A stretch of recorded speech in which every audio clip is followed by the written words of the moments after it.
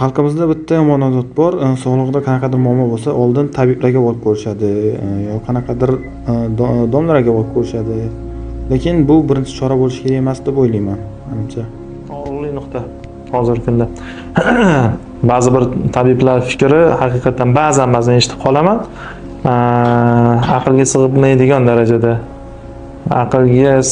darajada narsalarni aytib yorishadi. Bunga oddiy eng yomoni, mayli gapirgani gapirsin, tabiblarda eng yomoni oddiy xalqimiz ishonishadi.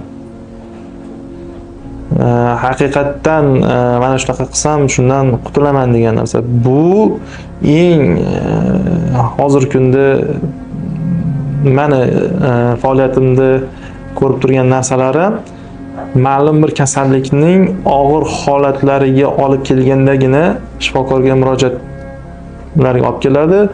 Bunda bizning yordam bera olish ehtimolligimiz pasayadi. To'g'ri, shifo Allohdan, bizdan harakat qilishimiz kerak.